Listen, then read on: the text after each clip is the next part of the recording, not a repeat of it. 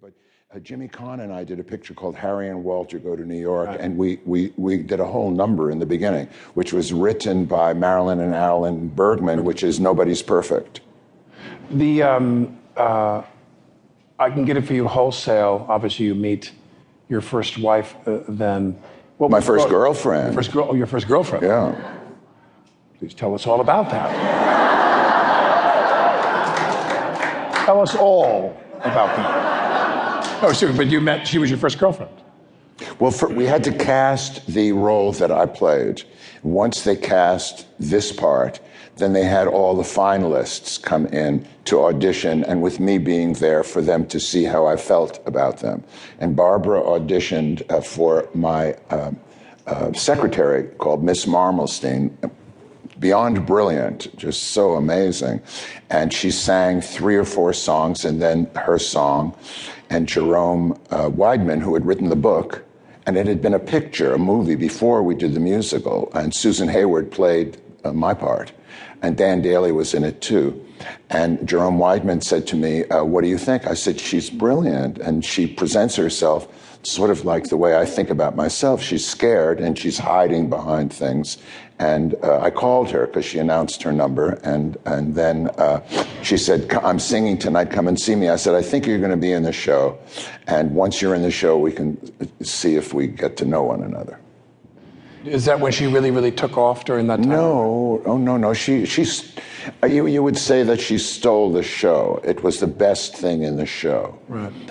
And then this was just prior to her first album. And she had done a Jack Parr show, and she'd done a few talk shows. Right. And her career is, as we all know, amazing, and she's just one of a kind and brilliant. Yeah, she certainly is. Your first film, you told me, was with Dieterle, was with William Dieterle. Yes. Your first film. Describe that film. What was the film?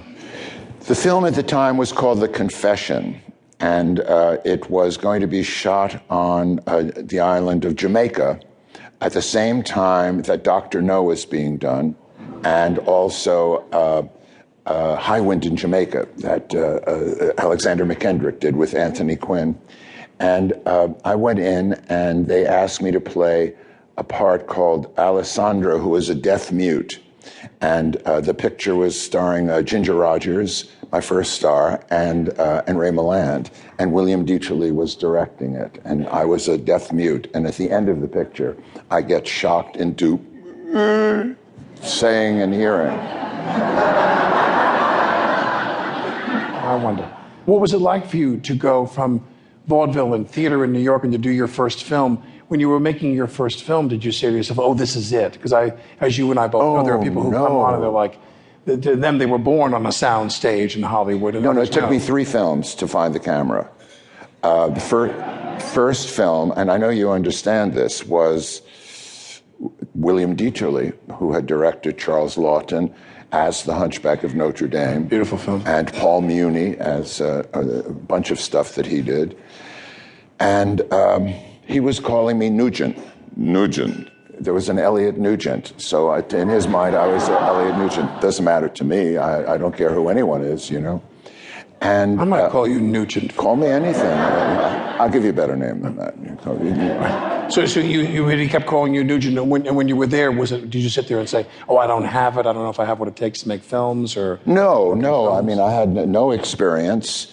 I remember one Sunday, there was an Actors Fund benefit of Hamlet with